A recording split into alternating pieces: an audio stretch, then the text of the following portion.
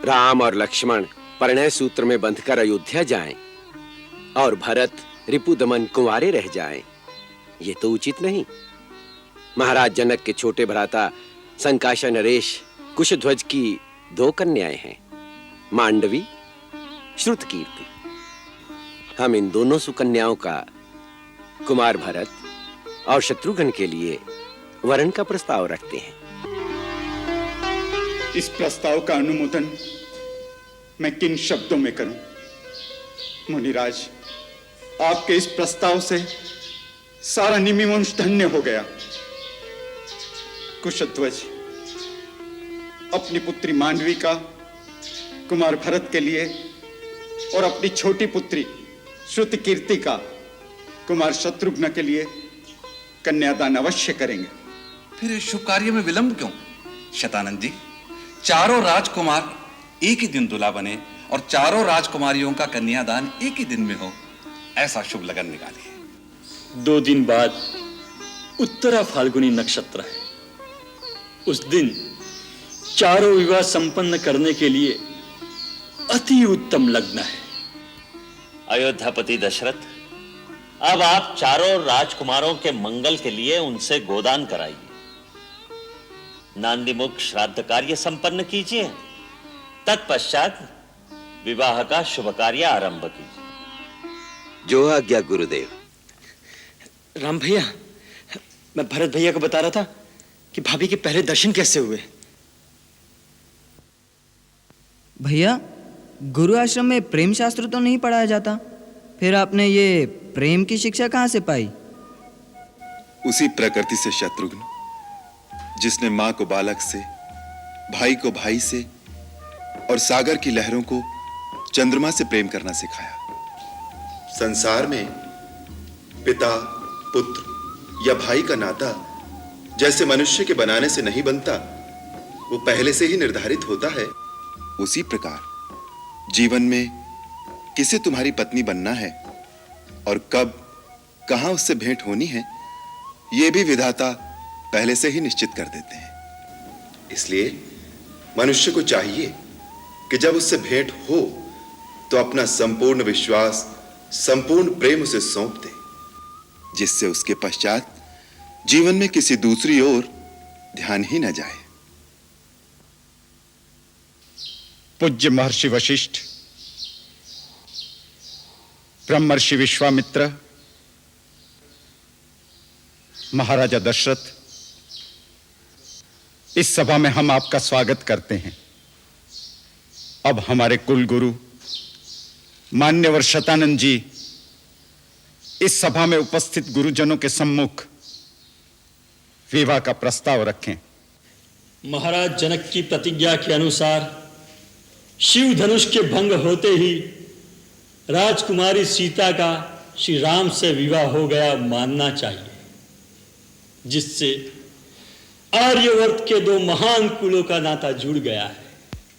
फिर भी धर्म और लोकाचार की रीति के अनुसार महाराज जनक आप सबकी उपस्थिति में अपनी पुत्री सीता का विधि पूर्वक और धर्म पूर्वक कन्यादान करना चाहते हैं। इसके लिए महाराज जनक आपकी आज्ञा चाहते हैं। यही बात आपके पुत्र श्री राम ने भी कही है कि पिता की आज्ञा मिलने पर ही सीता का पाणी ग्रहण करूंगा। अब आप उसके लिए आज्ञा प्रदान करें तो लग्न पत्रिका शोधी जाए। पूज्यवर शतानंद जी, आपके वचनों से हम कृतार्थ हुए। जो प्रस्ताव आपने प्रस्तुत किया है वो हमारे लिए गौरव की बात है। इस शिष्टा के लिए हम महाराज जनक का भी अभिनंदन करते हैं। हमें अपने पुत्र राम पर भी बहुत गर्व है, परंतु महाराज जनक जानते ही होंगे कि इक्ष्वाकु कुल के देवता ये महर्षि वशिष्ठ हैं। हम गुरुदेव से प्रार्थना करते हैं हमारा मार्गदर्शन करें। महाराज जनक, विवाह व्यक्तिगत कार्य नहीं है, ये एक सामाजिक संस्कार है। केवल एक स्त्री और एक पुरुष के गठबंधन को ही विवाह नहीं कह सकते, क्योंकि उन दोनों व्यक्तियों के साथ उनका समाज, उनका कुल, उनका धर्म जुड़ा होता है। विवाह का अर्थ है दो कुलों का, उनके आचार विचार का, उनकी संस्कृति का संगम। इसलिए आपसे आपकी पुत्री का हाथ मांगने से पहले हमारे लिए आवश्यक है कि अपने महाराज दशरथ की कुल परंपरा का परिचय दें और आपको विश्वास दिलाएं कि राजकुमार राम आपकी पुत्री के सर्वथा योग्य हैं।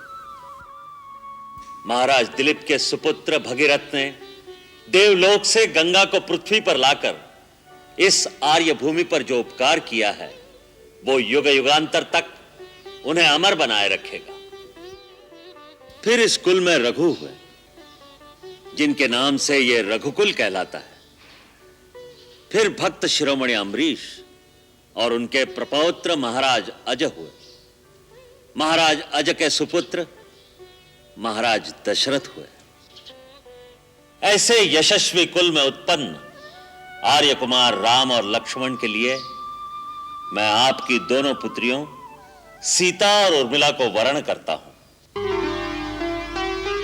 मुनिवर, आपके उदार वचनों से मैं धन्य हो गया। मैं बड़ी विनम्रता के साथ अपनी सीता को श्री राम के लिए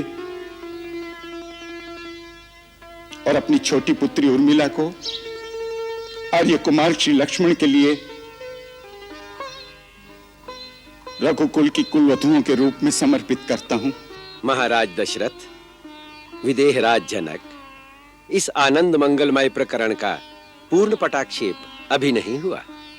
यदि महर्षि वशिष्ठ सम्मति दें तो हम भी अपने मन के उद्गार प्रकट करें। आज्ञा दे ब्रह्मर्षि। राम और लक्ष्मण परिणय सूत्र में बंधकर अयोध्या जाएं और भरत रिपुदमन कुंवारे रह जाएं, ये तो उचित नहीं। महाराज जनक के छोटे भ्राता संकाशा नरेश कुशध्वज की 2 कन्याएं हैं, मांडवी, श्रुतकीर्ति। हम इन दोनों सुकन्याओं का कुमार भरत और शत्रुघ्न के लिए वरण का प्रस्ताव रखते हैं। इस प्रस्ताव का अनुमोदन मैं किन शब्दों में करूं? मुनिराज, आपके इस प्रस्ताव से सारा निमिवंश धन्य हो गया। कुशध्वज अपनी पुत्री मांडवी का कुमार भरत के लिए और अपनी छोटी पुत्री श्रुतकीर्ति का कुमार शत्रुघ्न के लिए कन्यादान अवश्य करेंगे। फिर इस शुभ कार्य में विलंब क्यों?